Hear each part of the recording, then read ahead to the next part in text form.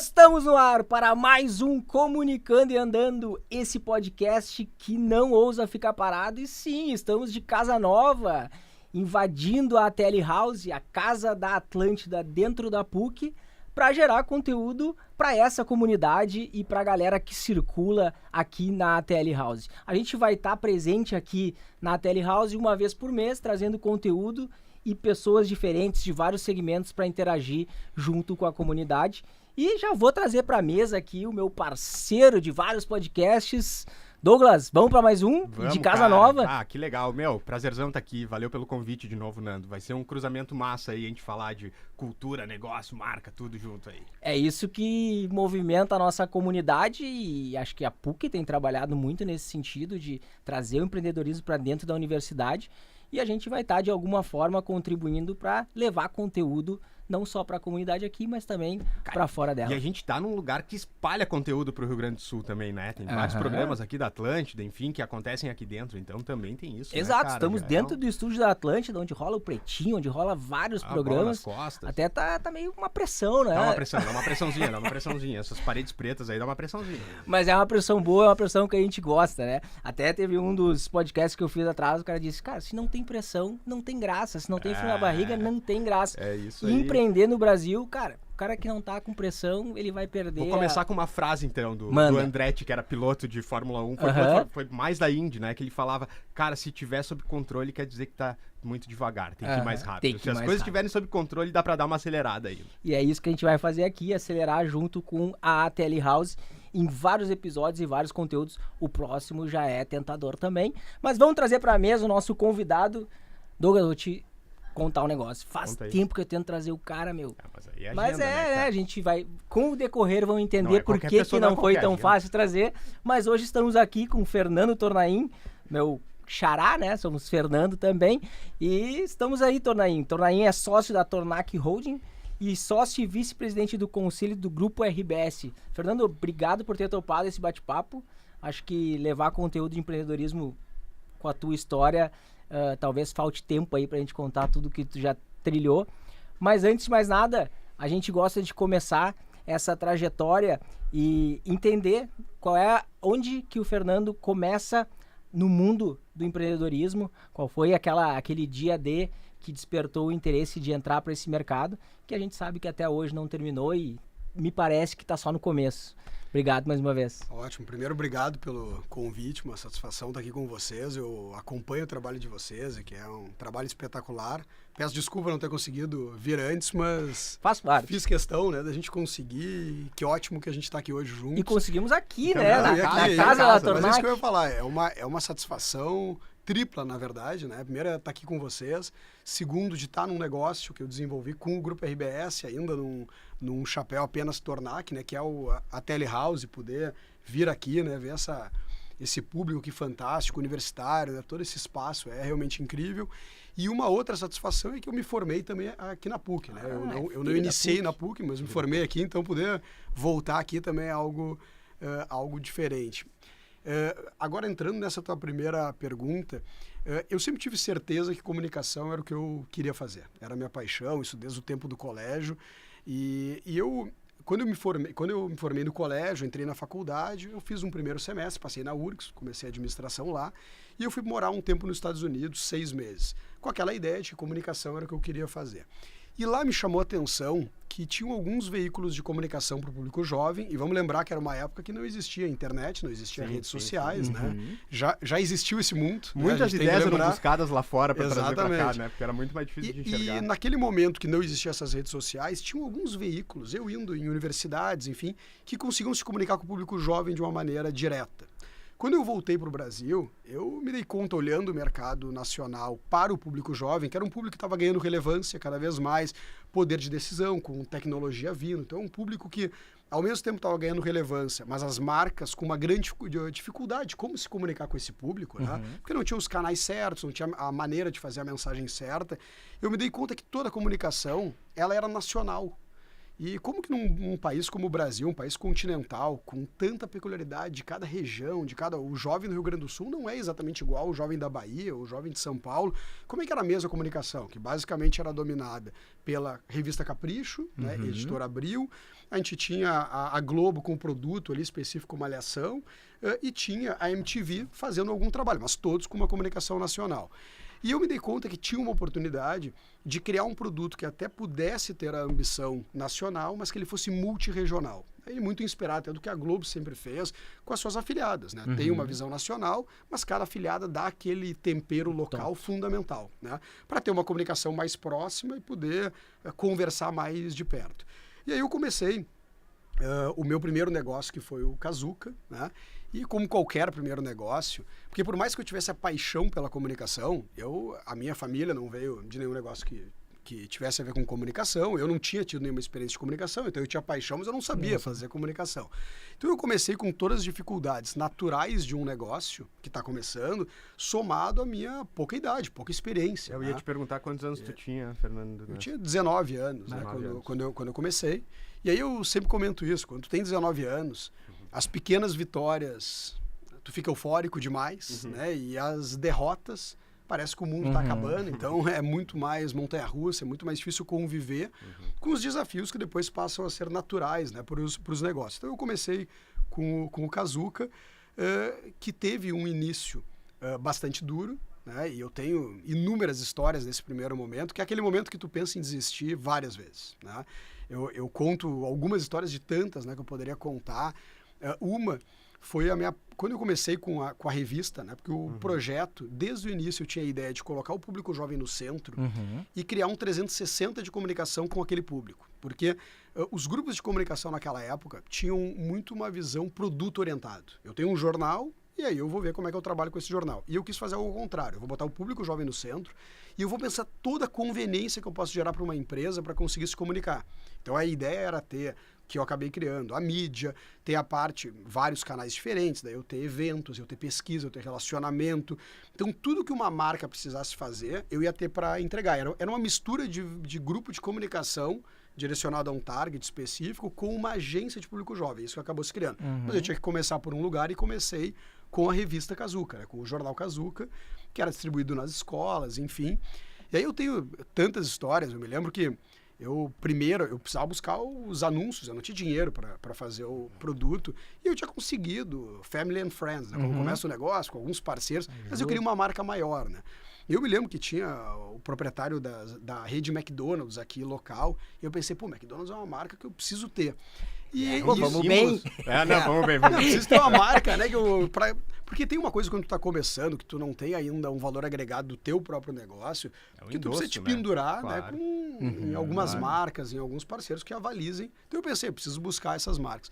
E esse é um caso que eu peguei, fui atrás, ele disse, não, tudo bem, a proposta financeira, mas eu não tenho uma campanha específica, um anúncio. E eu que não entendia nada na época era Corel Draw. Eu abri e fiz o pior anúncio da história do McDonald's. Isso eu tenho a única certeza, né? Eu tenho até hoje. Esse anúncio, e eu imprimi e deixei lá na portaria dele, descobri onde que ele... E ele me ligou e disse, cara, é o pior anúncio que eu já vi. Mas assim, é muita força de vontade, tu vir me largar, tá querendo. Eu vou anunciar. Então eu vivi essas situações, consegui tirar do papel. Isso era 2020, se eu não me engano. E aí eu comecei a ter uma dificuldade muito grande, porque o início... eu fazia 2020 não. 2000. E aí eu comecei o negócio, e na terceira edição, alguma coisa assim, eu entreguei num colégio e colocaram fora toda a edição.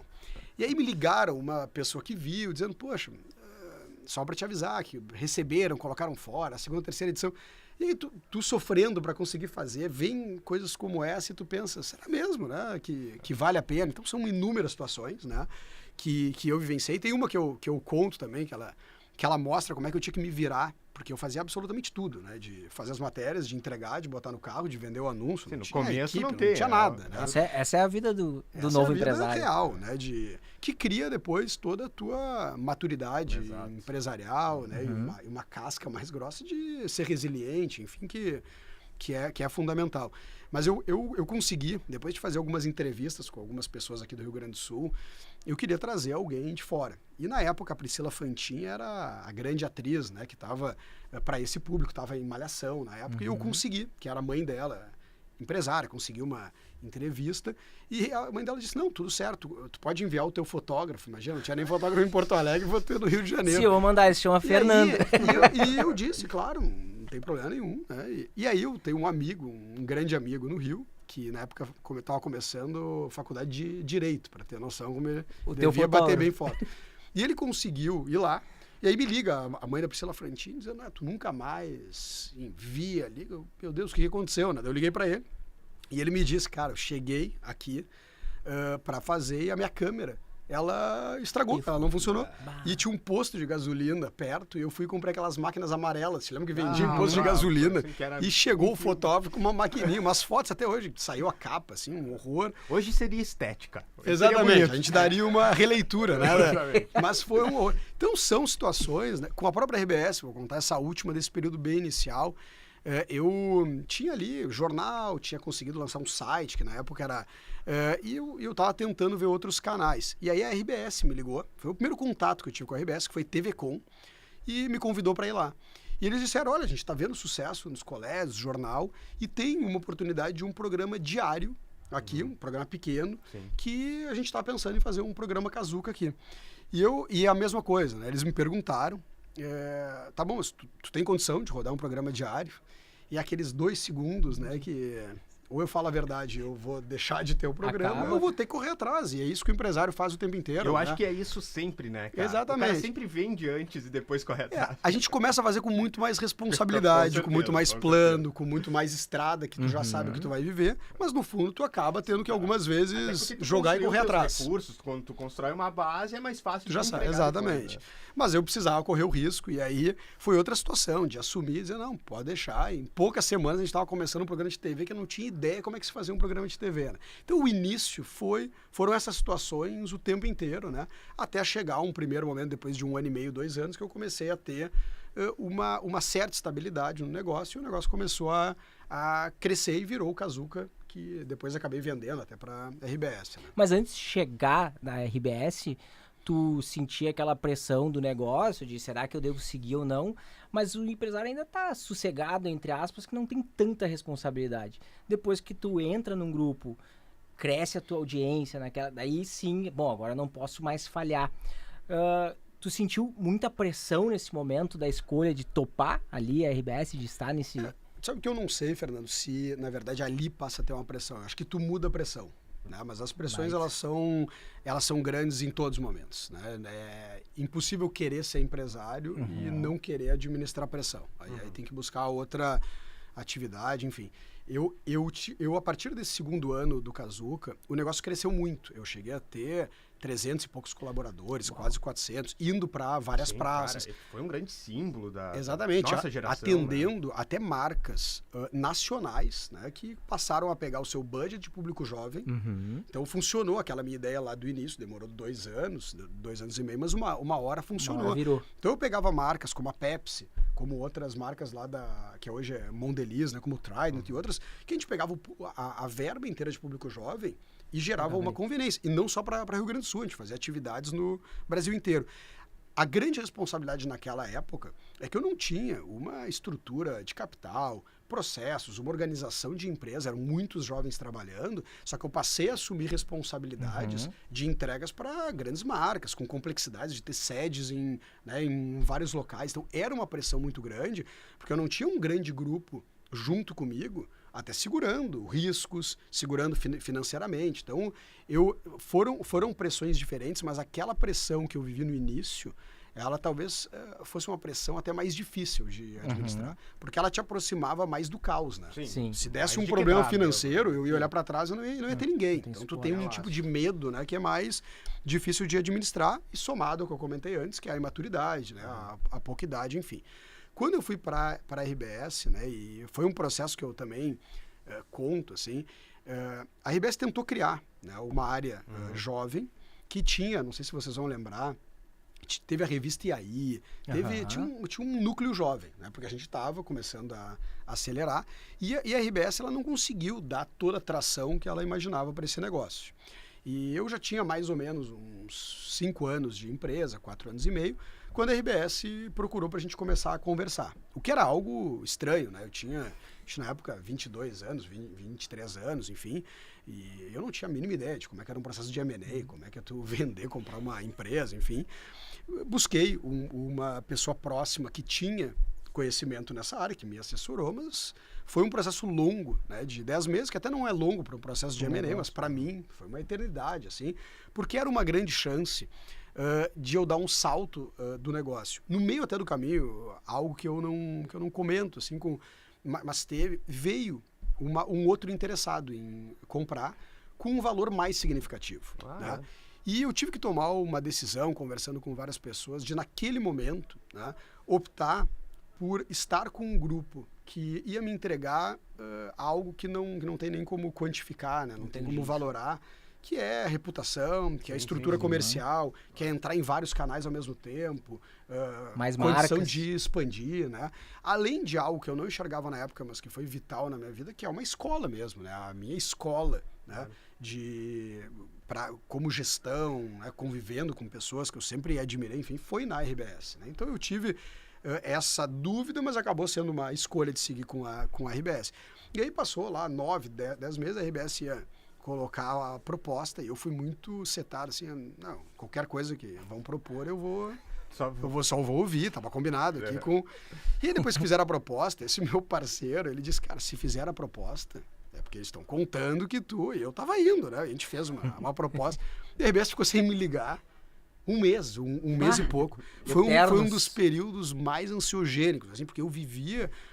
eu já não conseguia estar ali no dia a dia, eu tava preocupado. E eu ligava pra ele e dizia, cara, eu vou ligar pra RBS e vou pedir desculpa, né? Porque eu pedi desculpa, tu me deixou de fechar com os caras, agora eu tô... E aí depois, passou um mês e pouco, ligaram, enfim, a gente fechou o negócio e de fato entra o segundo ciclo da minha vida empresarial, que além de sócio, eu passei a ser executivo, possivelmente um dos mais jovens do grupo. No momento eram 6.500 colaboradores, então tu tá dentro de um grupo executivo era algo diferente. E não só o Kazuca cresceu muito naquele momento, a gente foi para vários estados e até outros grupos de comunicação, como Estadão, como tá no O Globo, por exemplo, a gente era o Folhetim, que na época... era o máximo de ser, por exemplo, o folhetim do jornal jovem, que nem a gente chegou a estar em 9 jornais pelo país. Então o negócio cresceu muito. Na RBS é absurdo. A gente tinha em São Paulo 40 colaboradores, junto com a RBS, área comercial, Rio de Janeiro, com equipe montada. Eventos também, né? Eventos. A marca estourou para todos. Ali realmente teve um crescimento muito grande. Mas mais importante do que isso, foi o período em que eu pude conviver, né? Eu me lembro que tinha uma reunião toda... terça-feira, que era o único comitê que eu participava, não porque comparado com os outros negócios eu era muito pequeno, mas como eu não fui pendurado em nenhuma outra... e na época era dividido entre vice-presidência de jornais, era para o produto, rádios, e eu era a unidade jovem, então como eu era parte, eu participava. E naquele comitê participava o Nelson Serotsky, o Pedro Parente, participava assim, era impressionante. Eu tinha os meus 2 minutos, que eu ficava nervoso ali, que eu ia ter que falar os 2 minutos, e o restante era só observar.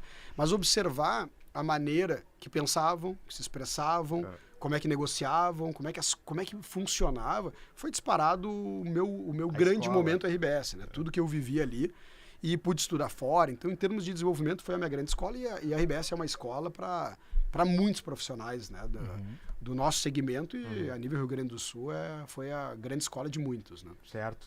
Cara, tem uma grande reviravolta aí, né? E eu acho que essa história é muito legal, porque o Kazuca é vendido para RBS, esse M&A, e agora, na verdade, tu faz o caminho oposto, entre aspas, que é a Tornac comprando o grupo, né? Conta um pouquinho desse período, como essa reviravolta aconteceu. Sim. Não, tem uma carga emocional muito grande, além do movimento empresarial, justamente por esse histórico, né? Claro. A RBS, eu digo assim, ela sempre fez parte da minha vida, só são capítulos diferentes, mas foi a minha origem, comunicação, pessoas que eu admirava, amigos, então assim, é um cardápio inteiro de emoções envolvidas, né? Por todo esse histórico. Eu, ali em 2011, 12, eu passei, como a minha participação ela foi sendo comprada, né? Eu fui diminuindo o meu lado sócio e ficando com o lado executivo. E eu tinha uma ideia de que empreender é o que eu gosto, né, de fazer, e eu queria criar um novo ciclo. Então eu criei a Tornac, que é a holding de participações e investimentos. Hoje, 26 negócios diferentes, em alguns segmentos, né, de atuação. E esse passou a ser o meu foco. Eu criei todo um modelo lá para a Tornac até mais ou menos 2020. Tá? Em 2020, eu lancei um negócio com a Globo, né, que foi um negócio importante a nível nacional, Tornac e Globo, para consolidar, concentrar todas as iniciativas da Globo, de parques temáticos e parques de experiências. G-Experience. Isso, é o Globo Experience, que é o G-Experience, que são os negócios, as plataformas da família G, né, da Globo, depois dá para contar um pouco mais. E aí o negócio chamou a atenção, e eu nunca perdi o contato. E aí o Nelson Sirotsky me ligou em 2020 para uma conversa muito inicial e que serviu como assim um início de um sonho, de um desenho, de uma reestruturação societária de uma empresa, como o Nelson até colocou corretamente, muito bem sob todas as dimensões, financeira, a audiência, é uma empresa encaixada, mas tinha uma mudança que talvez fosse necessária em termos societários para pensar a empresa para frente, não o que a empresa fez até agora, e que ele entendia que a gente podia organizar isso junto, né?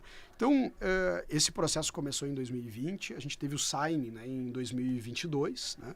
E agora, em 2024, teve o closing dessa operação, que não é, até te corrigindo, que eu acho que é importante, assim, não foi uma aquisição da Tornac, né? Na verdade, foi uma entrada minha como sócio, né? Junto com o Nelson, o Maurício sempre junto, né? O filho do Nelson, meu grande parceiro de vida, amigo. A gente PF, montou... pessoa física. Isso, foi esse envolvimento, não só pela participação e envolvimento maior do Nelson, né? Mas a própria sequência de alguns núcleos da família Sirotsky, a família Sirotsky está envolvida, né, na construção, nesse negócio de desenvolvimento a vida inteira, e inclusive aumenta a sua relevância muito pela posição do Nelson, né, que aumenta, e eu tenho essa satisfação de me tornar sócio, né, junto com eles, e além de sócio e numa visão de um sócio ativo como os demais, que a gente tem essa visão de aproximar mais os sócios, passar a também participar da governança, através da vice-presidência do Conselho, e aí o Nelson volta agora como presidente do Conselho, e estamos começando a olhar, né, para frente, junto com toda essa emoção de poder estar junto de pessoas tão próximas, né? Eu citei o Maurício, o próprio Beto, que é irmão do Maurício, que tá junto, e tantas pessoas, Geraldo Correia, o próprio Cláudio Toigo, né, que é o atual CEO. Quando eu comecei com o Kazuca, foram as pessoas que eu estava ali me liderando, então são pessoas todas que eu tenho um carinho muito grande, mas tem uma questão com o próprio Nelson, né, que é uma entidade à parte. Uma coisa é a RBS, outra coisa é o Nelson, né, em termos de referência, em termos de... então, poder voltar a ter esse convívio, né, com ele da maneira que está, é um prêmio à parte de toda essa operação que a gente conseguiu concluir satisfatoriamente. Né? Eu queria voltar um pouquinho ali na questão do Kazuca, porque nós estávamos falando, tu comentou no ano 2000, né? E naquela época, de alguma forma, tu conseguiu criar micro-influenciadores, né? O Kazuca, ele atingia as referências de cada escola. E, cara, quem saía no Kazuca no outro dia virava Deus na escola, né? Então, tu traz uma tendência de hoje, que é os influenciadores aí que estão impactando e sendo impactados, né? Virando referência. E naquela época tu já trazia isso. Tu muda o modelo de negócios, tu cria o Kazuca, tu cria com destaque em influenciadores, ou seja, tu tá sempre buscando coisas à frente. A RBS te traz para dentro do grupo nesse sentido, até para te seguir conversando e trazendo essa galera que está um pouco mais para trás, para dentro dessa comunidade que a gente chama hoje da comunicação e do entretenimento e tudo mais? Te dar uma resposta mais ampla, mas eu chego assim no teu ponto, né? Quando eu criei o Kazuca, ele sem dúvida traz muito do que a gente vê aqui, as redes sociais, o próprio Google, né, que tu pode ao mesmo tempo trabalhar com com o global, mas com o local ali da tua rua esquina. Com a mesma velocidade. Né? Então essa visão de tentar trabalhar também o local, mas uma visão que pudesse escalonar, era um pouco da minha visão. Mas muitos desses negócios bem-sucedidos, eles também conseguiram trazer um modelo de negócio diferente. Né? E esse modelo de negócio que o Google trouxe, que maneira de monetizar, enfim, é que obviamente faltou para dar esse pulo. Claro que eu também brinco, né? Que se eu tivesse nascido lá na Califórnia, talvez com esse mesmo negócio, ele poderia ter me dado conta, poderia ter outro tipo de capital. O ambiente, a cultura na volta, as pessoas. Então, é difícil em Porto Alegre, talvez, ter conseguido dar esse pulo do gato de transformar num modelo. Mas acho que para a época, né? E o que estava à disposição, acho que se criou algo muito diferente de tudo que existia, né, naquele momento, né? O que hoje a gente olha para frente? Dentro desse movimento que a gente fez societário com a RBS, a gente também criou a RBS Ventures. Né? A RBS Ventures, ela tem o objetivo de diversificar através da entrada em novos segmentos. Né? E a gente tem hoje negócios investidos desde a área de games até segurança, até saúde. Né? A RBS Ventures está hoje com 8 investidas e a gente está seguindo com novos. Na última semana a gente anunciou um negócio no setor financeiro, né?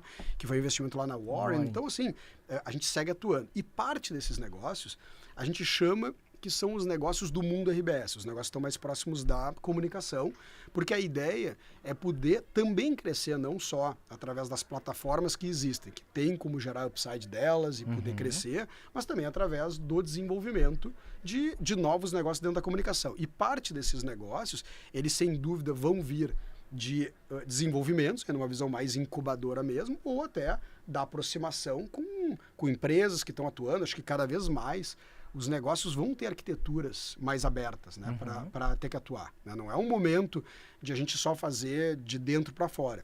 Então a gente tem pensado muito nisso, e aí movimentos como a própria Pulso, né, é a nossa empresa de influenciadores, já é uma visão.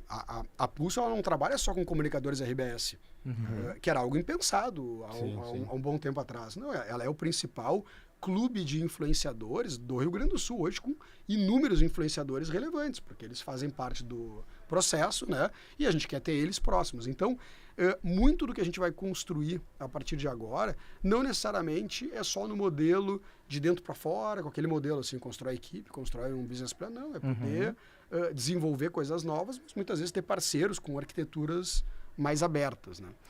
E essa questão que tu disse de dentro para fora entra muito no assunto do Douglas, mas eu queria só puxar naquele momento que tu comentou que o Kazuca cresce rápido, aí daqui um pouco tu tá liderando 200 pessoas e, cara, tu tá liderando pessoas da mesma idade. Qual é o desafio? E hoje a gente vê uma potência que é o mundo das startups, que todo mundo abre uma startup e acha que vai virar milionário, que aquilo ali é a vida. Sim. Como dar uma dica para esse público? Porque tu passou isso, tu liderou uma galera da mesma idade, talvez não tinha a casca, como tu citou aí. Como foi para ti criar autoridade dentro desse público interno? E aí depois o Douglas deve entrar nesse assunto. Eu, na época, né, não era administrar também quaisquer jovens. Né? A gente, na época, foi o desenvolvimento, ou começou, de figuras como o Piangers, né, de figuras como o Duda Garbi, Kelly Matos, Capu, vários, né, que estão hoje rodando, naquela época estavam lá. Então, foi um momento em que eu tive que conviver com uma situação diferente, porque quando é uma empresa pequena, né, tu acaba conseguindo no 1 a 1, né? Tu acaba usando até aquela força de tu ter sido empreendedor, então tu consegue no 1 a 1 ainda fazer um trabalho. Quando o negócio começa a crescer, tu começa a ver a importância de ter método. Tem o limite do que o empreendedor ele consegue na base só do feeling, na base da energia, né? que são os pontos que fazem o empreendedor iniciar. Né? Mas quando tu consegue casar isso, né? Toda essa energia, esse feeling empreendedor, essa resiliência com método, aí tu consegue levar o negócio para outro patamar. Né? Então, eu tive que, dentro do que foi possível, né, crescer como organização para que fosse possível, né? Mas um dos pontos que a RBS foi fundamental foi justamente esse, dar método, é realmente acreditar que tu deve ter um caminho mais longo, né? Porque muitos negócios têm arrancada, que depende desse momento, da energia, mas eles batem no teto, porque chega uma hora que tu conseguir gerir centenas ou milhares de pessoas, ou pessoas que estão, muitas vezes hoje, trabalhando nas suas casas, né? Ou trabalham em outros locais, tu já não tem mais só aquela conversa 1 a 1. Se tu não tem processo que organize isso, método que organize, o negócio ele vai bater no teto. Né? Então, esse foi o aprendizado. Mas claro que o empreendedor, ele tem que saber fazer um bom uso dessa força de quem criou, que traz muita legitimidade. Então, isso, se tu sabe usar, isso ajuda. Tu não é alguém que caiu de paraquedas ali. Sim, isso acaba tendo um respeito. Claro. Eu acho que tem uma questão que sempre me pegou muito, assim, que é uma comunicação muito transparente. Né? Isso é uma coisa, assim, que as pessoas percebem quando tem uma comunicação transparente, seja assuntos bons ou ruins. E tem vários assuntos ruins, mas eles têm que ser tratados. Eu acho que tem uma questão de empatia, né? Tu saber conseguir ter pessoas contigo, tu tem que aprender mais e mais a exercitar a empatia, né? E quando tu tá pressionado no momento inicial de um negócio, às vezes não é fácil tu ter toda a empatia, tu ter todo o tempo de poder ouvir o outro, conversar, porque tá difícil, né? Falta tempo para tudo, mas são as coisas que a gente vai amadurecendo de como lidar com pessoas, né? Porque não tem outra maneira, isso é algo que tu vai do maior empresário para o menor, todos citam a mesma coisa, não é porque é um clichê, não tem como fazer um negócio a não ser conseguindo ter as melhores pessoas, os melhores talentos e dar a chance dessas pessoas poderem se desenvolver. E de alguma forma fazer com que elas olhem para o mesmo sentido, para o mesmo caminho, para o mesmo norte, né? Exatamente. E às vezes dar esse norte é o grande segredo, né? Poder também fazer aquilo que tu tá querendo que todo mundo faça e não só ser um discurso vazio. Então isso é algo que ou tu vai conseguir atingir, ou vai estar cada um correndo para um lado. E os talentos hoje, eles com mais rapidez, né? Por uma questão geracional e por questão de oportunidades fora, se eles entendem que esse ambiente ele não é um ambiente, seja transparente, adequado, se ele não está podendo, ele vai suportar menos tempo, né? Ele vai acabar indo para outro local, né? Tem uma frase, falaste dos métodos, eu me lembrei de aquela frase clássica que dizem que é do Drucker, da cultura como a estratégia no café da manhã, né? Que não é dele, mas a frase é muito boa. Mas tem uma outra frase que eu sempre complemento, que é o sistema come a cultura no almoço, que está muito vinculado a isso, né? Porque tu criar sistemas, tu consegue inclusive organizar culturalmente e transformar inclusive culturalmente, né? Mas a minha pergunta para ti é, nesse processo todo, cara, desde o Kazuca, de liderar essas 200 pessoas, até hoje, com um portfólio tão diversificado da Tornaim, o que tu aprendeu? Qual é o grande aprendizado? O que te moldou nesse processo, assim? Com relacionamento com pessoas e etc. Sim. Eu tive, lá no início da minha vida, tentando ainda me encontrar, né? Que empreendedor eu sou, a gente acaba convivendo com tipos diferentes de empreendedores. E por alguns momentos a gente confunde ter referências com tentar copiar. Copiar. Receita do bolo. E cada pessoa tem um perfil, tem pontos fortes, tem pontos fracos, e a gente vê empreendedores com características muito diferentes, né, que chegaram lá. E essas pessoas possivelmente tiveram uma conversa mais sincera consigo mesmo, de saber o que eu sou bom, o que eu não sou, aonde que eu vou tentar complementar, mas eu vou focar naquilo que eu sou bom, que é a minha característica de empreender. Uma conversa também muito sincera sobre o que eu quero fazer, né? Qual é o meu propósito, por que eu estou fazendo esse negócio, né? Hoje, cada vez mais eu questiono, né? Assim, por que eu estou fazendo esse negócio? Será que o mercado precisa, as pessoas precisam? É bom poder fazer? E eu tive uma conversa muito sincera comigo, né? Quando eu estava nesse momento de migração do Kazuca para Tornac, né? Porque na época Kazuca não dava tempo para nada, era só um rolo compressor, assim, que tu não tem. E ali eu tive a primeira vez a oportunidade de, bom, agora que eu vivenciei, o que eu quero? E ficou muito claro para mim que eu queria empreender.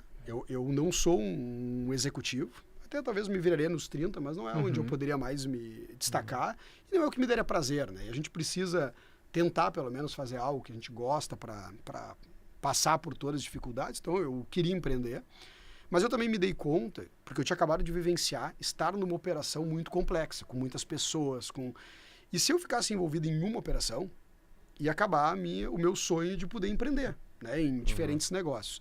Então, todo o modelo que eu criei para Tornac, que passa, tá, por eu ter um envolvimento maior da holding, quando o negócio está começando, que é o que eu mais sei fazer e é o que eu gosto de fazer, que é amarrar as pontas, que é posicionar o negócio, que é conceber, que é criar equipe inicial, buscar os parceiros e os sócios certos, enfim, para que o negócio tenha a operação redonda.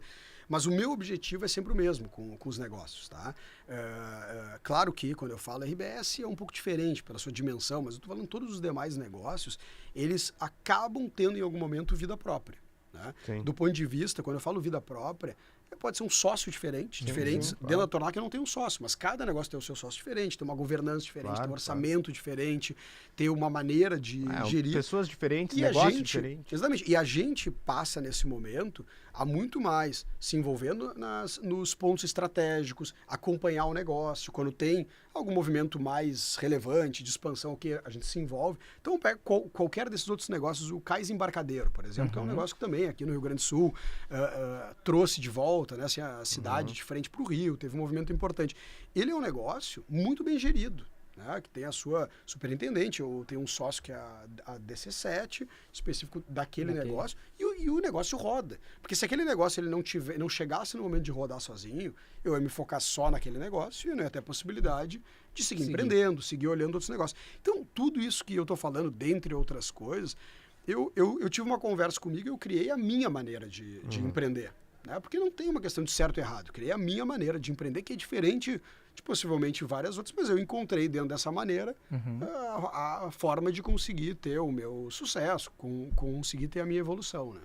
Nesse caso, tu pega o negócio, cria a cultura dele, bota as pessoas certas e deixa ele funcionar.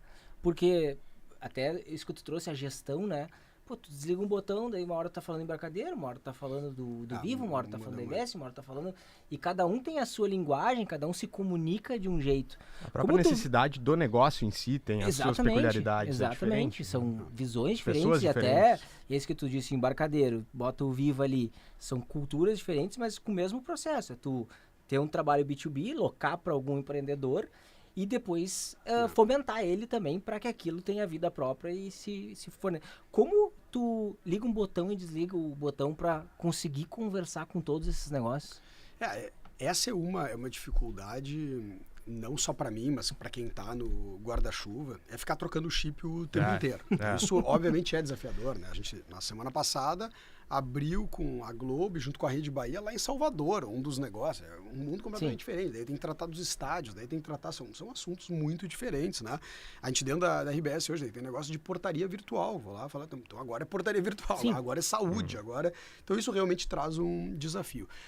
Quando eu falo que os negócios eles são diferentes, não quer dizer que eles não tenham um fio condutor ou uma espinha dorsal em termos de valores, da maneira de modelar os negócios. Eles têm algumas competências ou atuações em comum, seja na maneira de pensar experiência. Né? Isso é uma coisa que eu acredito cada vez mais. Né? É a experiência que vai mudar, não importa se é varejo, se é qualquer outro negócio. Ele tem muitas vezes relação com marcas de patrocínio, ele tem a relação com varejo, ele tem o digital se aproximando. Então, os negócios, eles são diferentes, eles têm peculiaridades, enfim, mas eles têm um fio condutor, não é? E eles têm um modelo, né? Que aí seria longo e ninguém teria paciência para ficar ouvindo aqui, mas tem um modelo de como é que a gente acompanha, quais são os tipos de indicadores, qual é o modelo para acompanhar.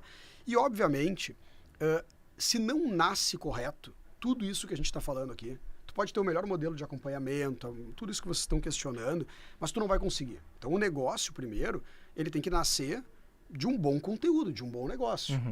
Não vai adiantar depois só querer ter processos bem organizados. Então, o filtro inicial é realmente questionar se aquele negócio ele vale a pena, por que ele está, se ele tem relevância, se é um negócio que pode ser bom, porque depois tu desentortar é difícil. Segundo ponto, é estar com os sócios certos. Da mesma maneira que a gente falou, né, sobre as pessoas que depois começam a entrar, tu tem que começar com uma boa relação societária. Claro. Né?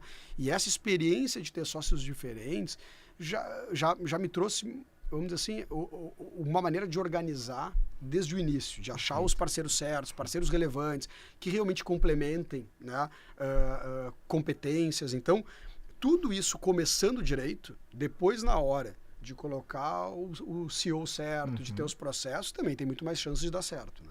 Esse fio que tu comenta, condutor, ele tá atrelado à necessidade de um negócio? Por exemplo, tu trouxe a Warren como uma referência. Pô, financeiro tu encaixa em todos os outros negócios. A gestão financeira acaba te trazendo receita onde tu já tem uma comunidade. Esse é um dos pilares e trazendo necessidades de um business para o outro?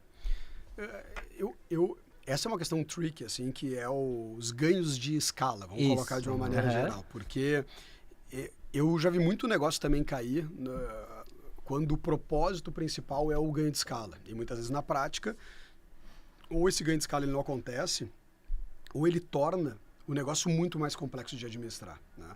Eu até fiz questão, daí eu já volto para a tua pergunta mais específica, eu fiz questão de não buscar esses ganhos de escala na maioria dos negócios, porque depois tu acaba tendo vou usar um linguajar ruim aqui, mas um grande saco de gato em que tu, na hora que tu precisa reduzir um negócio, separar, tu vive uma lógica maluca de rateios, tu já não sabe se aquela pessoa... Quando tu mantém separado, tu pode não ter um outro ganho de escala, que é questionável o quanto teria, né?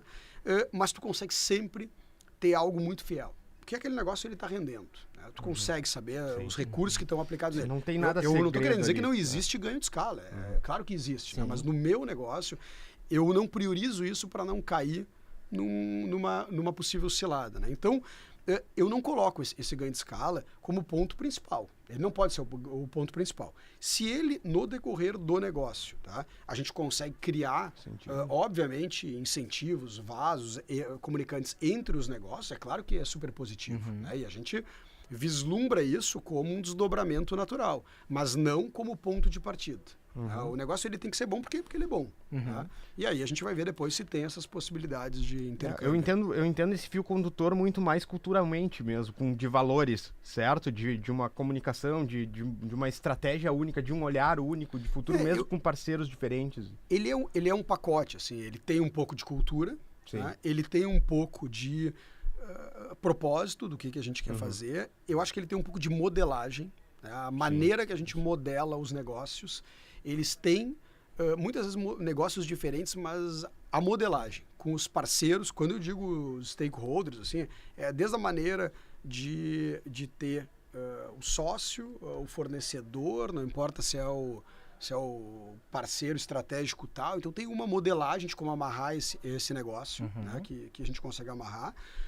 Eu acho que tem algo que também ajuda, que é a maneira de acompanhar, porque como a nossa ideia é acompanhar e como é que a gente é útil para o negócio depois, a gente também tem um pacotezinho, né, que é o nosso processo de como acompanhar. Então eu diria que o fio condutor é um pouco de cada uma dessas questões, mas passa pela cultura também, né? Sim.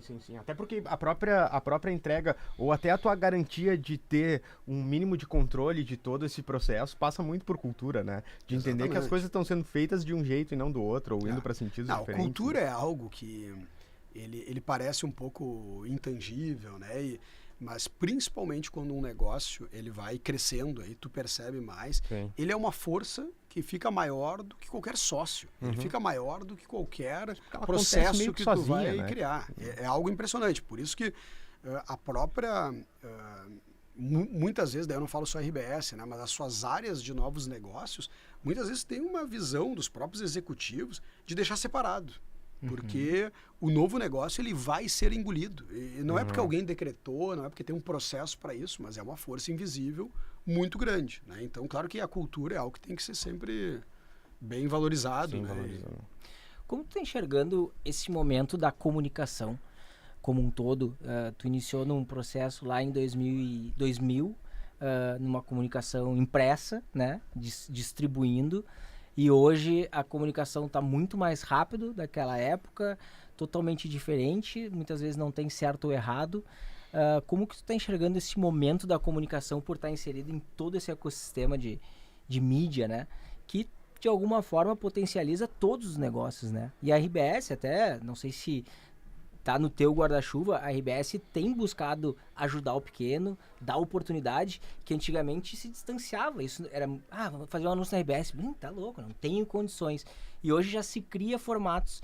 Isso está inserido dentro dessa cultura tua de trazer oportunidades, e como tu está enxergando essa junção da comunicação on e off da nossa atualidade?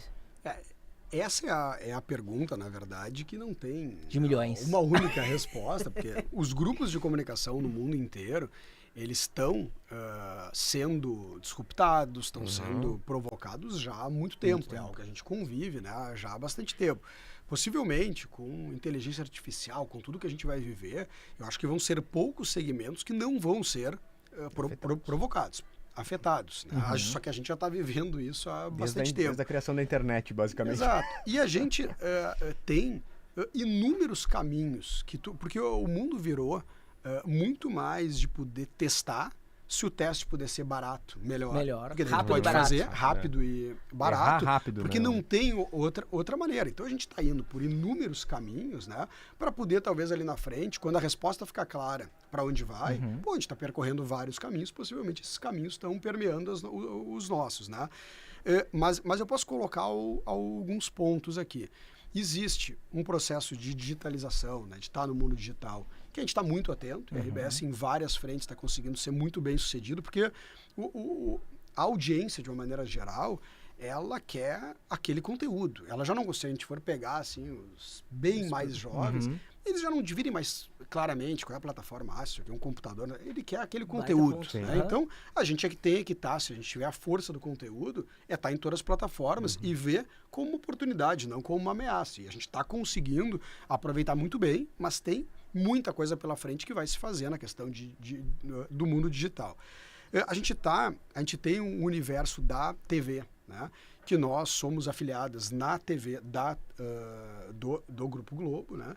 E que tem uma relevância ainda gigantesca, e a gente entende que num país ainda como o Brasil, enfim, vai ter ainda muita relevância, é o nosso maior negócio, né?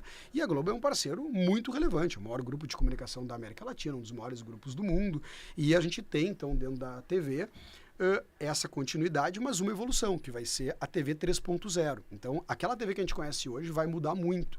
Tu vai poder interagir muito mais, tu vai poder segmentar muito mais anúncios. Então, tem uma revolução que vai acontecer dentro da TV. Então, não é só novas plataformas. As plataformas atuais, elas estão se modificando. Então, a gente está olhando isso. Tem esse novo mundo dos influenciadores que a gente está próximo, né? A gente olha muito territórios, né? Então a RBS hoje tem inúmeros territórios, como jornalismo, como esporte, como entretenimento, mas tem novos territórios que a gente também quer ter um olhar por territórios. Então eu poderia ficar falando assim, a gente tem muitos caminhos paralelos que a gente está enfrentando ao mesmo tempo. Qual que vai ser mais relevante, desde que a gente esteja indo por todos possíveis, a gente vai deixar o tempo, né, mostrar. Mas tem uma coisa que eu vou destacar, de tantas que poderia ser colocado, que é o que o mundo digital e as fake news, que é uma realidade, e que está recém começando, né? Quando a gente tiver inteligência artificial... Cara, então, é isso que vai... A gente vai poder produzir um vídeo do Fernando com a voz dele. É impossível perceber, né? Então vai ficar muito mais desafiador, porque tem questões até de segurança, né? Um filho vai receber um vídeo do pai, que é exatamente ele, dizendo, olha, pode descer, eu estou passando aqui. Então, o mundo ele vai ficar mais difícil, né? Como é que reage às fake news? A questão das fake news para notícia, né, tem trazido muito mais relevância para os canais que têm reputação, que têm credibilidade, né? É claro que a gente vive muito polarizado, né? E que muitas vezes as marcas de mídia têm as suas críticas, várias com razão, mas várias sem. Mas no final do dia, quando tem um grande acontecimento, né, as pessoas precisam ir numa fonte para tentar checar, né? Qual é a realidade. As pessoas estão aprendendo cada vez mais a ver a fonte. Então, tem criado uma relevância muito maior. Quando aconteceu esse desastre que a gente viveu das enchentes, por exemplo, as audiências do Grupo RBS explodiram, porque as pessoas queriam ir em fontes confiáveis, e não só gaúchos, né? A gente teve uma audiência que foi nacional e internacional, porque foi um acontecimento que teve repercussão internacional. Então, a questão da reputação é algo que a gente cuida com a maior, né? E isso é algo, assim, que eu brinco, né? Os meus amigos, né? Não importa, assim, o Colorado acha que a RBS é gremista, o gremista é Colorado. Isso é bom. Isso, mas a gente que vive ali dentro, né, é uma empresa obcecada por dar liberdade para os jornalistas, por ser imparcial. E aí eu falo porque eu vivo, não chega a ser assim, as teorias conspiratórias, às vezes eu ouço, eu até brinco com os amigos, né? O grupo ali dos Colorados, eu sou colorado. e eles colocam assim, não, porque é gremista. Eu falei, poxa, então me conta, porque eu quero até saber como é que funciona. Assim, se reúne uns jornalistas, daí se dá uma orientação para ser gremista, nunca vazou, nunca... nunca. Então, assim, é claro que tem, né?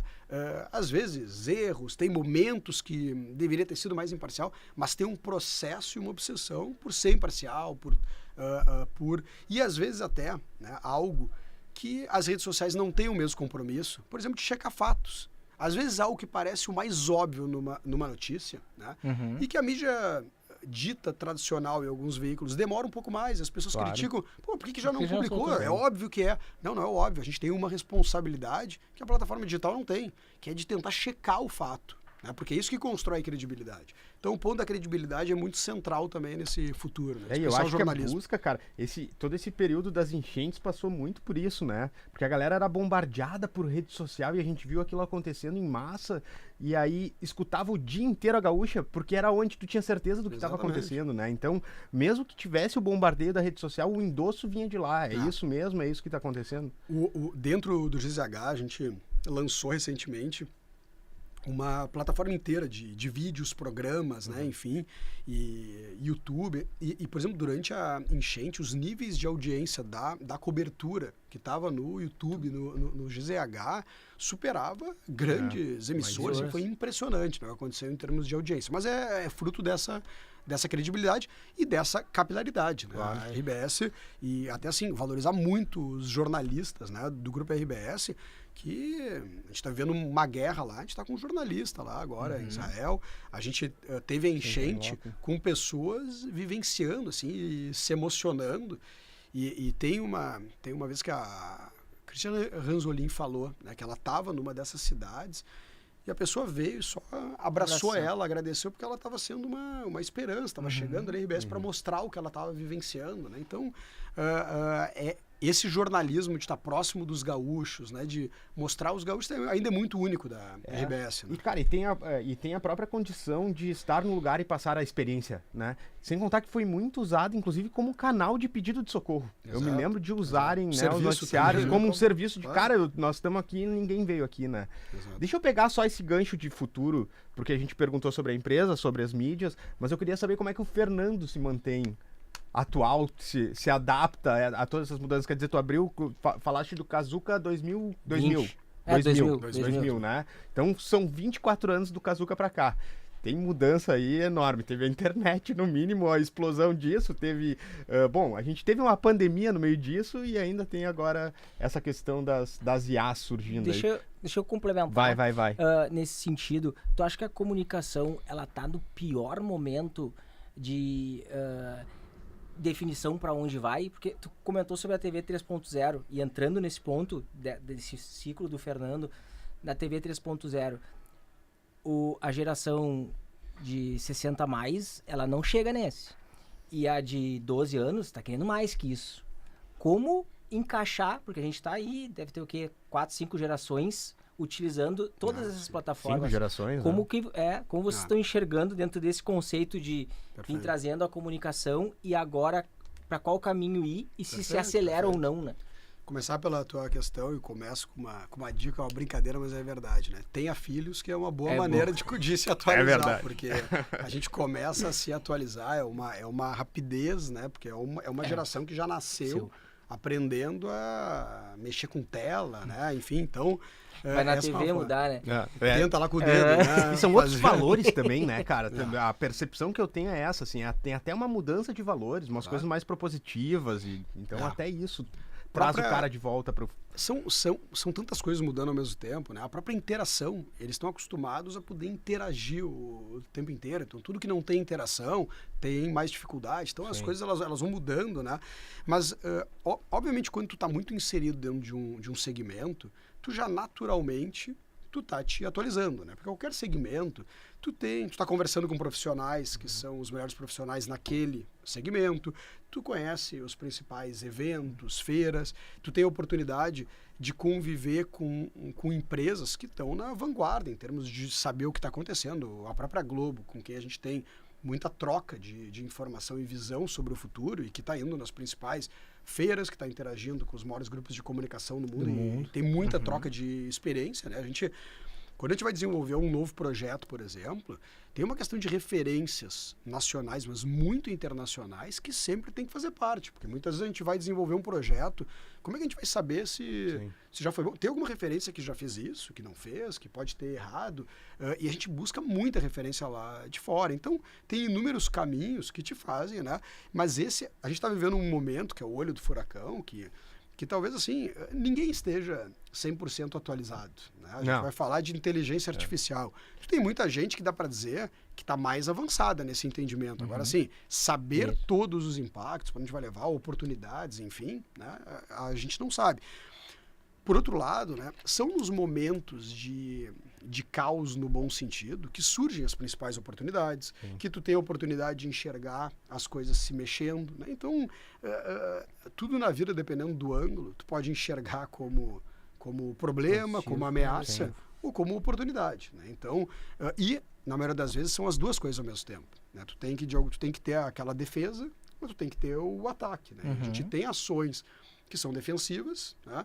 E tem ações de ataque, mas são nesses momentos que também surgem muitas oportunidades. Né? Agora, é um processo de atualização que ele tem que ser constante, porque o mundo está cada vez mais rápido também, né? Em termos de atualização. E sobre os públicos, que é uma pergunta também bem interessante, tem a ver com o que eu estava falando dos vários caminhos que a gente tem que percorrer ao mesmo tempo. Né? A gente teve marcas quando surgiu, por exemplo, esse novo momento digital. Né? Tiveram marcas que disseram, eu vou abandonar qualquer campanha em qualquer outro veículo, vou ir só para o digital. Essas marcas voltaram, porque elas entenderam que cada veículo, cada canal, entrega não só para públicos diferentes, mas tem características diferentes em termos de construir reputação. Quando a gente está, por exemplo, tu pode ter um influenciador que ele tem milhões, por exemplo, mas daqui a pouco o que ele transmite, né, geração de visibilidade, awareness, não necessariamente está te gerando ou nível de engajamento ou de construção de marca, de reputação. São mundos diferentes. Né? Então, tudo isso vai ficando mais claro, que tu não pode abandonar tudo e tentar se jogar em algo inédito, porque também não é tão rápido, tem outras gerações. O próprio print, né, os jornais, a gente tem 3 jornais, continuam sendo superavitários, continuam fazendo um papel muito importante para uma geração que, ok, pode ser questionada daqui a 10 anos, mas que nesse momento tem uma geração inteira que acorda de manhã, se tu não tiver 0 hora ali, ela vai sofrer e tem um papel muito relevante. Né? Então, assim como a gente tem que... Não é uma questão de pensar com uma cabeça excludente. Né? Eu acho que cada vez mais a gente tem que tentar quantos mais canais paralelos, né, para poder testar, desde que não se perca completamente foco. Né? Tem um dos elementos de vários que a gente está falando aqui, um deles é foco. Né? Então é claro que não é perder o foco e ser difuso, mas a gente também não pode pensar com uma cabeça só excludente. A gente tem que tentar continuar trabalhando para aquele público do jornal com a mesma gana que a gente está trabalhando, né? Com o público que está vindo e o próprio entretenimento, e o próprio, a gente não tem escolha, né? Dizendo eu só vou aqui. Né? E às vezes o pessoal fala, o jornal vai chegar, a notícia já é velha. Mas quem vai ler o jornal, ele nem viu ainda, né? Exatamente. Então, para ele não é velho, né? Para quem é velho. Como que tu vê o empresário hoje dentro dos teus negócios? Tu mencionou o embarcadeiro e pela enchente foi altamente impactado. Como tu tá vendo a visão do empresário para tudo isso dentro desse conceito do dia a dia e como que a Tornac, de alguma forma, consegue, entre aspas, salvar um negócio que está dentro do teu guarda-chuva, porque ele está dentro do teu negócio ali.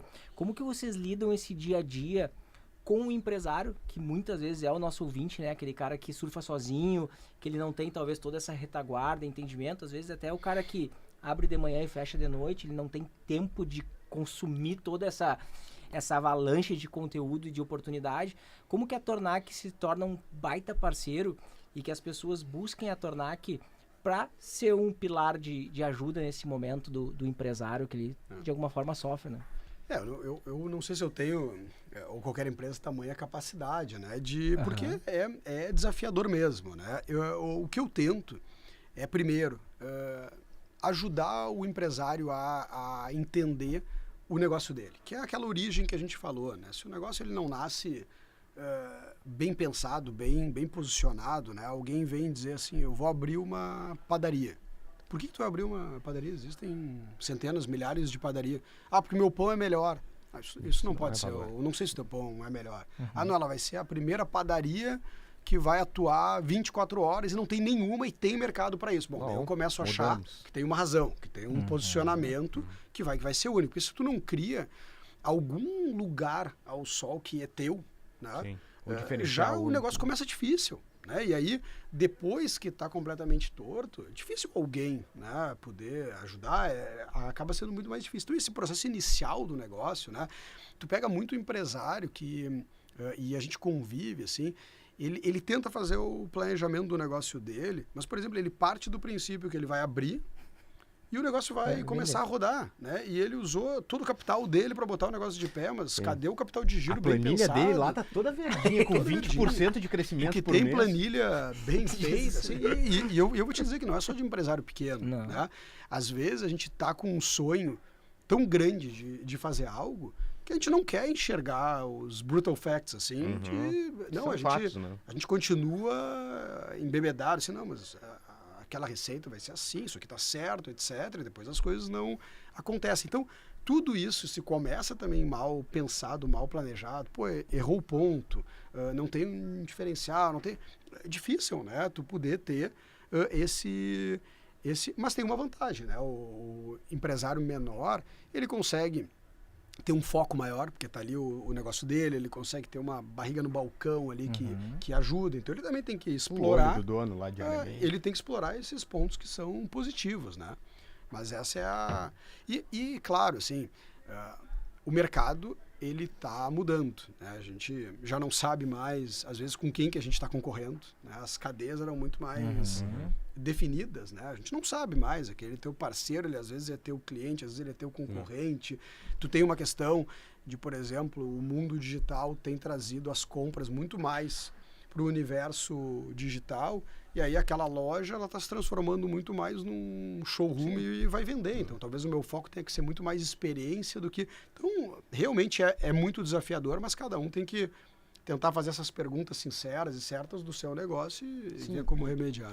E o cenário é desafiador agora, com todos esses acontecimentos. Imagina no futuro, com todas as mudanças que vêm, que é um pouco do que a gente estava falando antes, né? A única coisa permanente é a mudança. A constância é que vai mudar. O último SXSW que eu fui, lá em Austin, eu voltei... Por mais que eu já soubesse, mas eu voltei muito impactado com o peso da inteligência artificial em todos os negócios. Sim. Absolutamente todos. Né? Acho que isso vai ser um desafio, mas daí estamos falando de humanidade, não estamos nem falando... É um desafio ético, né? É um desafio em todos os aspectos, assim, de trabalho, de oportunidade, né? Para uma geração realmente mais nova que está vindo, porque ele não vai ter barreiras, assim, não é, assim, eu posso dizer que são raríssimos segmentos que não vão ser muito impactados, né? Então, esse é o grande assunto, não é para, principalmente o Brasil, né, que às vezes as mudanças demoram um pouquinho mais, seja por legislação ou outras resistências, não acho que é para amanhã de manhã, não é para criar mas vai acontecer em algum momento, possivelmente para as gerações menores, e aí tem um grande desafio de entender como é que vai ser esse mundo? Essa questão que você trouxe da concorrência, que a gente nem sabe às vezes que é a concorrência. Eu estava vendo uma reportagem que concorrente de restaurante está virando até as bets, né? Que os caras estão deixando de sair para jantar, deixando de consumir para jogar. Isso é surreal, né? Dentro de uma... Tem hoje, todo mundo tá, na verdade, tem esse conceito, assim, de brigar no final do dia pela atenção. Porque, na verdade, hoje o território mais importante que existe não é o chão imobiliário, é a nossa atenção aqui, né? Tem até, não sei quem que colocou isso, que diz assim, o período mais desafiador, a maior concorrência, hoje em dia, é quando a pessoa está dormindo, porque é o único momento que os olhos estão fechados. A partir do momento que os olhos estão abertos, a nossa concorrência pode ser uma plataforma de varejo online, porque se ele está ali, ele não está conseguindo, né, a atenção dele foi para aquilo ou não foi para aquela. Então, assim, o share dessa atenção, né, é um ponto, e o share do bolso. Né? No final do dia, é uma atenção, né? Tu tem uma atenção e tu tem um bolso, e está todo mundo brigando por isso. Então, de fato, tu começa a ter uma concorrência de todos os lados, tá mudando, né, a forma de concorrer, enfim. Agora, esse assunto das bets que tu colocou e não entrando nela, assim, mas é o exemplo de como um grupo de comunicação tem que ter muita calma e em poder ouvir os dois lados, entender, né? Porque tu tem um lado que tem que lapidar e ter cuidados, que são esses, né? De quanto está avançando, quanto pode estar impactando, né? E é um assunto sério. Por outro lado, se bem organizado, será que não volta para contravenção? Né? Então, assim, eu acho que em todos os assuntos que não são simples, é só o debate e a elaboração, e não às vezes rápida. A gente está num mundo que, assim, tem que ser para amanhã de manhã. Não, tem uma elaboração, tem uma... E a melhor maneira de elaborar é tu garantir o contraditório. Esse é o ponto mais importante de todos, né? Tu quer criar um caos, totalitarismo, quer tu tirar o contraditório. E a gente tem que ser ao contrário, é a grande arena da discussão, do contraditório. Não importa se é um assunto difícil, é bet, mas a gente tem que estar aberto para isso. Então esse é o ponto que a gente se provoca, né? Se em cada assunto a gente está conseguindo ser essa arena, de que todas as partes possam falar, de ter o contraditório, né? Porque cada vez mais as pessoas se acostumaram, e isso as redes sociais nos influenciou, de no final do dia querer ouvir quem a gente acha legal e que está falando aquilo que a gente quer. É difícil que ela te leva para isso, né? O algoritmo te leva para ouvir o que tu quer. Né? Pega o X aí que foi bloqueado, enfim, por diversos motivos, mas, cara, se tu clica 3 vezes num conteúdo, tu vai ser impactado pelo aquele, cada vez mais impactado, e daqui um pouco tu não tem a outra versão. E esse é o grande papel, acho que, da grande mídia. Dar oportunidade para que, cara, se debate tudo aqui, né? E a história mostra que o crescimento todo da humanidade, tudo que a gente desenvolveu vem exatamente da diversidade de ideias, né? Das discussões, porque senão a gente tá sempre no mesmo caminho, a gente não muda nada, né? Mas se fala... E já convivemos com os perigos quando não temos essa...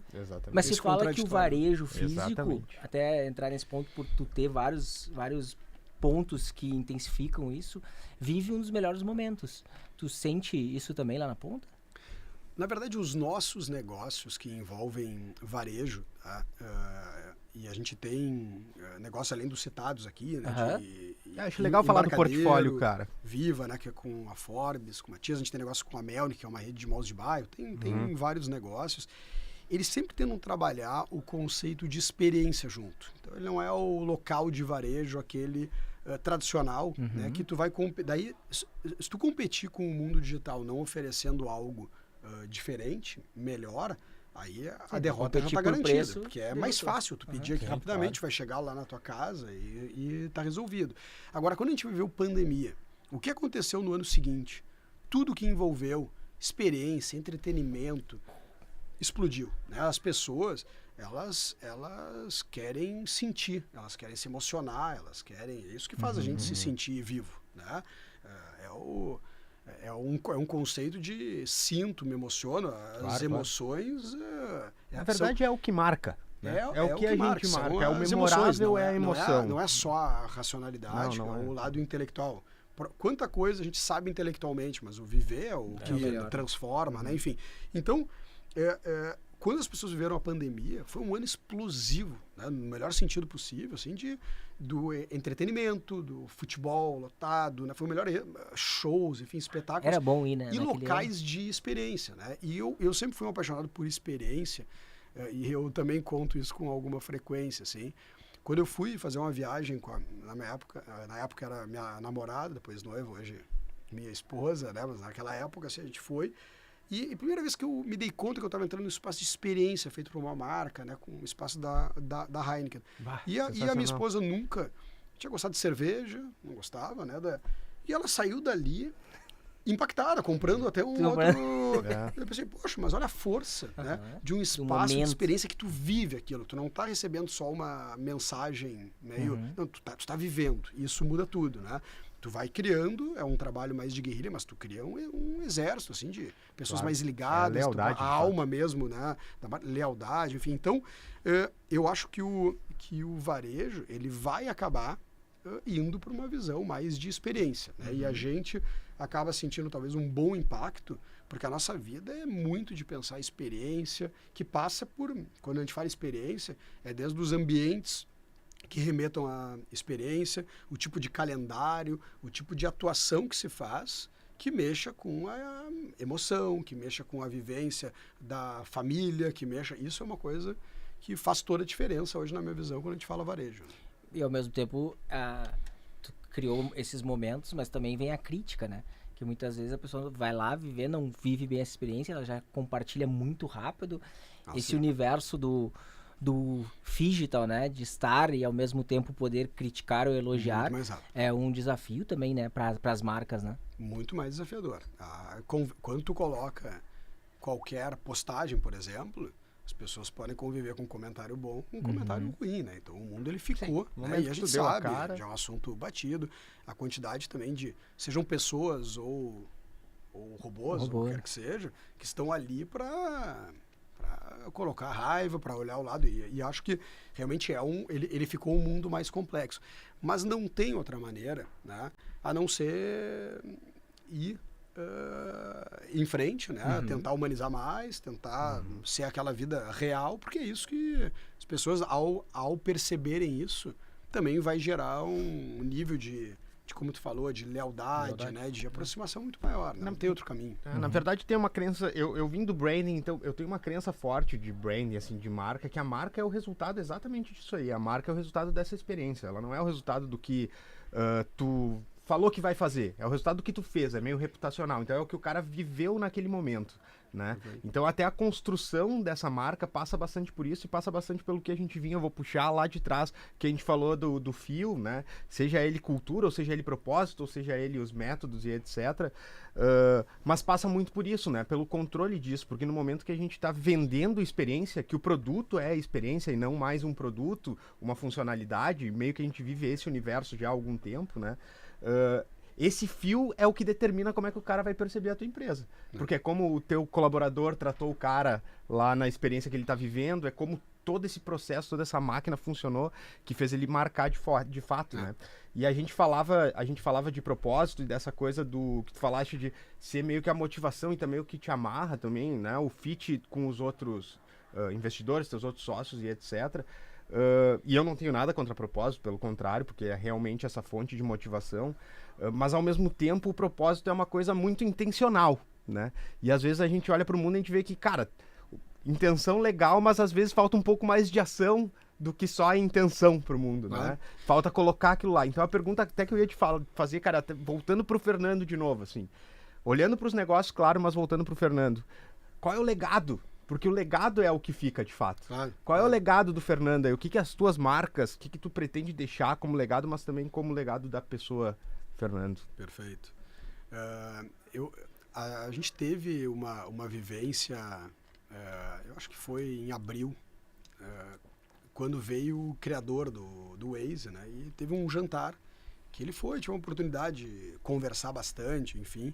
E ele, por exemplo, tem uma visão, né? Quando a gente fala experiência, uma visão mais expandida, porque a gente fala experiência, vem de primeiro aquela legalzice, assim, teve uma experiência legal, para ele, por exemplo, ter uma experiência é quando tu resolve o problema de alguém.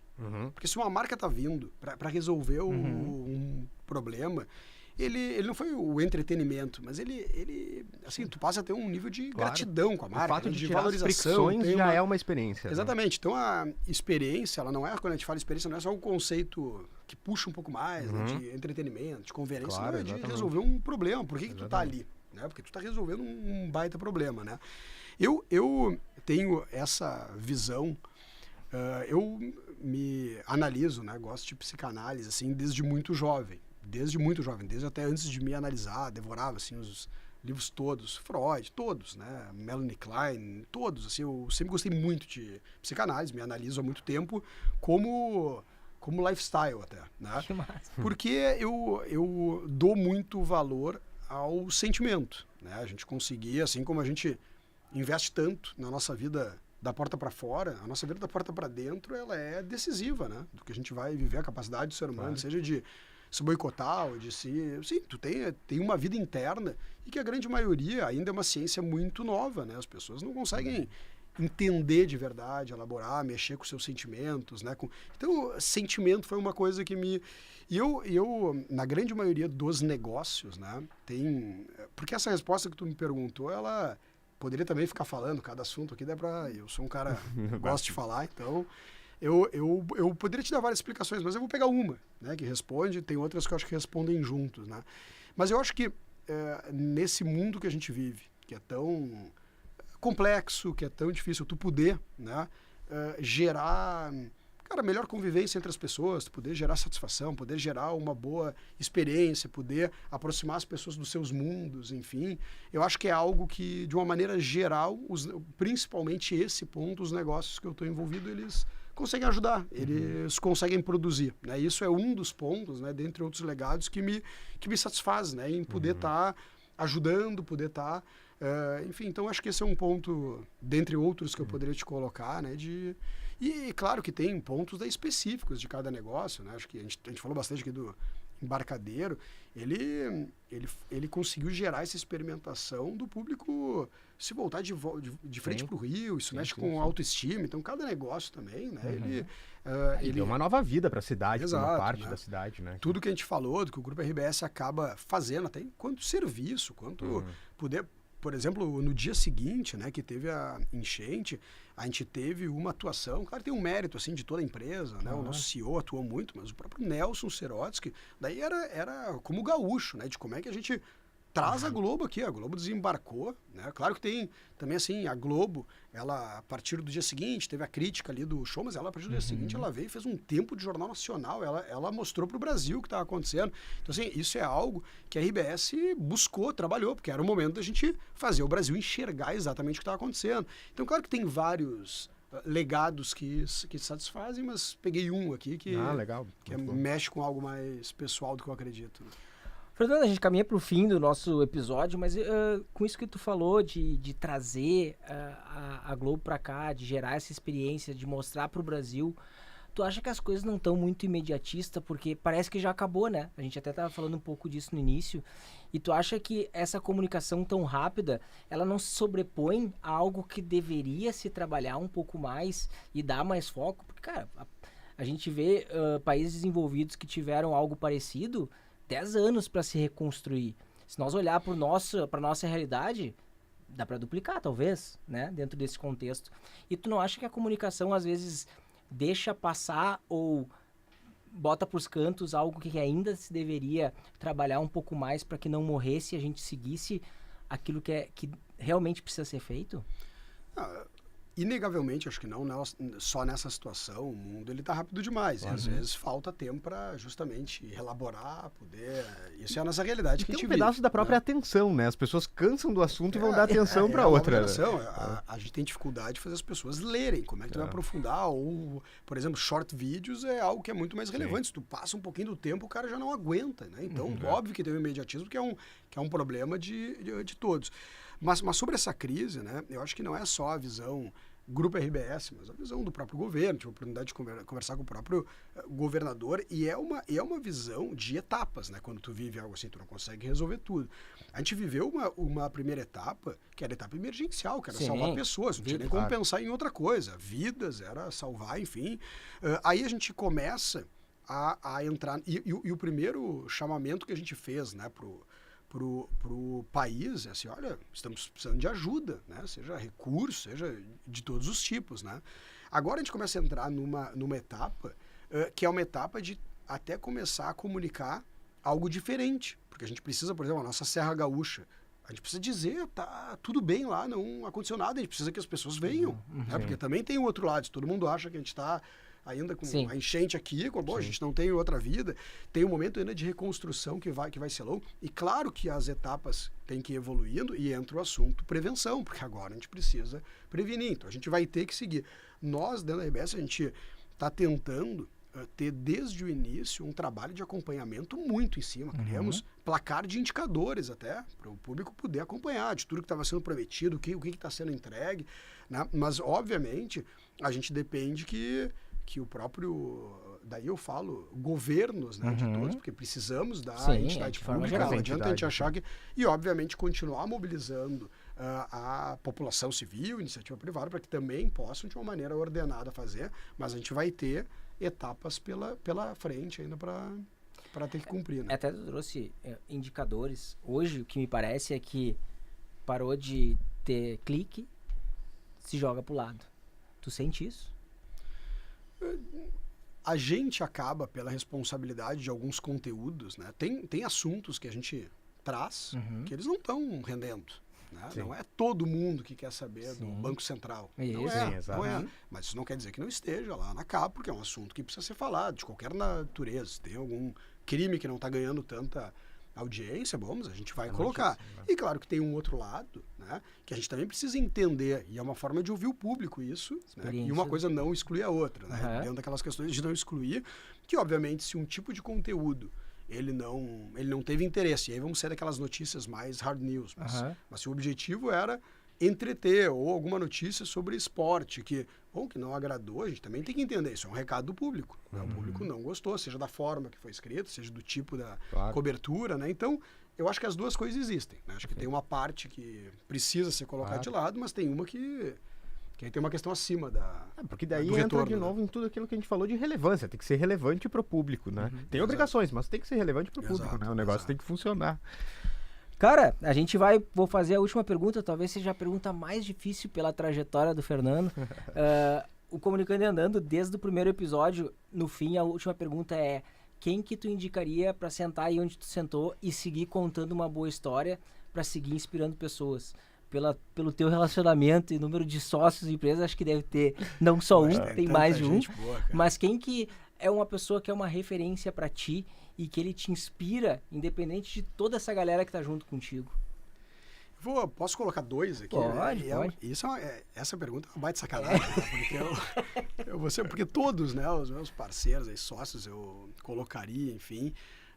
Mas eu não poderia até por envolver a RBS, enfim, que é o Nelson, né? Mas o Nelson tem que separar, assim, umas 3 vezes o meu tempo, 10 vezes, porque tem o que tem de história e gosta de falar, acho que esse aí seria um. Eu tenho um amigo que ao mesmo tempo é um parceiro, né, de negócio, que é um cara fora de série em outro segmento, que é o Leandro Melnick. Acho um cara a nível Rio Grande do Sul, assim como empresário, um cara fora de série, né? E, bom, eu poderia citar, porque todos, de verdade, assim, a minha relação com todos os parceiros, todos os sócios, né, acaba... Isso é muito parecido com casar, né? A gente tem vários sentimentos, tem amor, mas admiração é um que é importante, né? Senão o casamento fica difícil. Com sócio, que é um tipo de casamento, não é muito distante, né? Então as pessoas e as minhas relações de sócio de longo prazo acabam envolvendo admiração, né? Então todos eu poderia de alguma maneira colocar aqui, mas já que eu fui obrigado, coloquei dois nomes. Não, é uma baita, acho que... Pelo que tu comentou lá no início, que sempre escolhe a pessoa certa pro negócio certo, sabia que teria, mas daqui a pouco a gente faz uma fila e a gente vai indo, né? Devagarinho. Exato, Ou que nem diria o Guerrinha lá, coloca o baterista na bateria. Fernando, obrigado por ter topado bater um papo com a gente. Acho que a tua visão, tanto por estar em vários segmentos, como seguir olhando sempre para frente, é muito importante para o empreendedorismo, e por estar em ecossistemas que geram muita relevância, faz com que esse episódio vire épico, e não tenho dúvidas que atual por muito tempo, porque vai ser difícil essa trajetória, mas ao mesmo tempo a gente tem que seguir, né? E o empreendedor tem que seguir também. E aí indo na pergunta do legado, cara, tu tá construindo legado desde o Kazuca lá, né, cara? O legado de influenciadores foi ele que trouxe. Exatamente. Imagina. É muita coisa. Que começa a se misturar, a gente vai ficando mais velho, com o maior legado, que são os filhos, né? Claro. Tem também esse desafio. E vou te dizer, tu pegou aquela época influenciador com o povo gaúcho, que tem um ego, né? Eita, coisa difícil de fazer. Tava pronto, né? Tava pronto. Mas eu que agradeço, tá? Obrigado aí, foi uma oportunidade super legal e fico à disposição aí para outras oportunidades. Beleza, mais pra frente a gente traz de novo para contar o que tá por vir ainda dentro da Tornac e dentro da história e vida do Fernando. 1h30 acaba sendo curtinho, né, cara? É isso aí. Tem tanta coisa pra falar. Então tá, a gente volta na próxima terça-feira, a gente tá de novo trazendo conteúdo de empreendedorismo. E vai lá, curte, compartilha, manda esse conteúdo para quem tu acha que é necessário e que tu vai ajudar, que é para isso que a gente está aqui, para levar boas histórias e conteúdo para que o empreendedorismo e os negócios possam sempre evoluir, como a gente viu que vai evoluir daqui para frente. A gente volta na próxima terça-feira, 20h30. Até lá, valeu! Valeu!